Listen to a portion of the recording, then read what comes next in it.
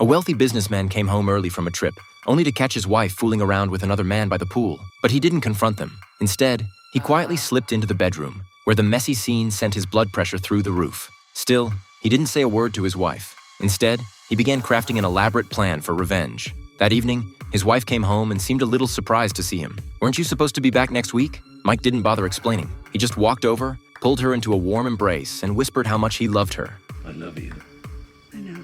The moment she turned away, he raised a handgun and pulled the trigger without hesitation. The gardener outside heard the gunshot and rushed to the door to check. Mike fired 3 rounds through the window, sending the gardener scrambling. Then he moved his wife's body to a different spot, picked up the shell casings, wiped them clean, and tossed them on the floor. He threw his blood-stained clothes into a fire and washed every trace off himself. Once everything was in order, Mike didn't leave. He sat and waited for the police, or more precisely, for one person in particular.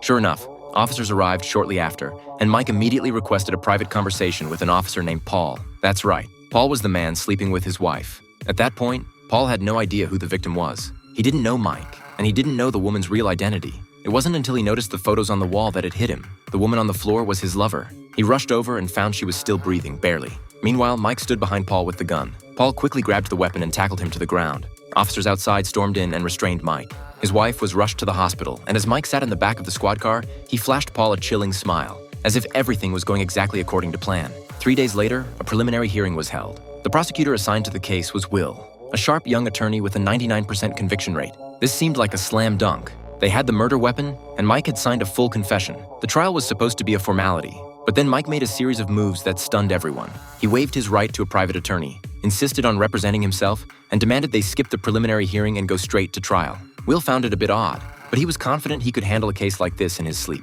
Then a phone call from a colleague stopped him cold. A closer analysis revealed that the gun recovered from Mike's home showed no signs of having been fired. The shell casings found at the scene had no fingerprints. There was no gunpowder residue on Mike's hands, and his clothes were spotless. None of it could serve as direct evidence. That's when Will realized why Mike was so confident. He had covered every single base. Still, Will wasn't too worried. "The confession is still on the table," he told himself. He signed it. "I'll make it work." Before long, the trial arrived. Mike looked perfectly calm, even casually sketching on a notepad in the courtroom as if the whole thing had nothing to do with him. The proceedings began, and Will called his first witness, Mike's gardener.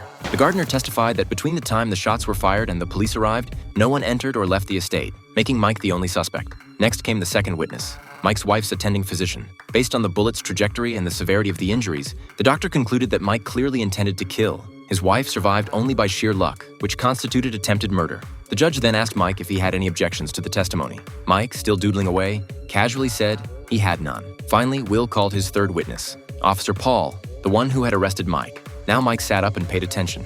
After Paul finished recounting the arrest, Mike immediately raised an objection.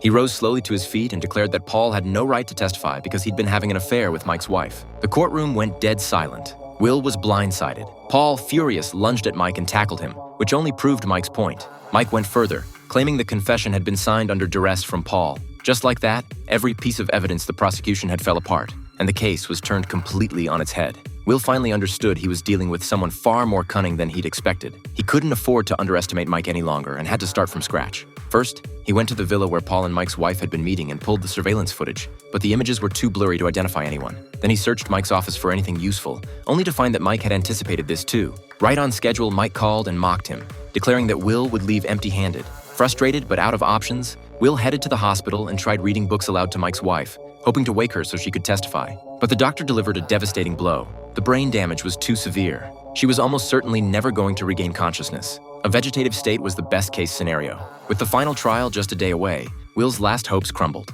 He was at a complete loss. That's when Paul approached him with a proposal. He could arrange for someone to provide false testimony, guaranteeing a conviction. Will refused on principle, but seeing the woman trapped in a vegetative state, knowing the real killer was walking free, it started eating at him. After agonizing over it all night, he handed the fabricated evidence to his assistant and told her to act on his phone signal during the trial. Yet his conscience wouldn't let him go through with it. After a fierce internal battle, he put down the phone. When the judge asked if there was any new evidence, all Will could say was, "No, Your Honor." With no other choice, the judge declared Mike not guilty of attempted murder and released him in open court. The case was closed. It was the first defeat of Will's career.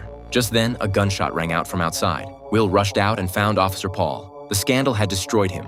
Unable to bear the public shame and powerless to bring his lover's killer to justice, Paul had taken his own life. Mike, meanwhile, looked thoroughly pleased with himself. He'd killed 2 birds with 1 stone. He then headed to the hospital to finish what he started. He demanded that the doctors disconnect his wife's ventilator. As her husband, he believed it was his call to make. When Will found out, he scrambled to file an emergency restraining order. But it was too late. By the time he reached the hospital, all he saw were the flat lines on the monitors. For the first time, Will felt truly hopeless. He knew the truth. The killer was standing right in front of him, and there was absolutely nothing he could do. The case sent Will into a long spiral. Then one day, a random incident gave him an epiphany. A colleague accidentally grabbed the wrong phone because they had the same model. That tiny detail made everything click. He raced to Mike's house, found the key handgun, and finally pieced together the entire truth. Mike's pistol was the exact same make and model as Paul's service weapon. His real reason for visiting the villa had been to swap guns, so the weapon used to shoot his wife actually belonged to Paul. Then Mike arranged for Paul to enter the room alone for a negotiation, with both men supposedly laying down their weapons. He knew that when Paul saw the woman he loved shot on the floor, he'd lose control. So Mike deliberately let Paul grab the gun and walk away with it. The real murder weapon had been in Paul's possession all along. The truth was finally out, but Mike remained unfazed. He knew he couldn't be tried twice for the same crime. Even if Will had figured it all out, what could he really do? That's when Will showed why he was the professional. The attempted murder charge couldn't be retried. True, but the situation had changed. Mike had ordered the doctors to remove his wife's breathing tube, causing her death. That was a whole new charge, murder. And now that she was dead, the bullet still lodged in her brain could finally be extracted and matched to the weapon, blowing the case wide open. Mike was hauled back into court, but this time, would he manage to beat the system again? The film doesn't give a clear answer. So, what do you think?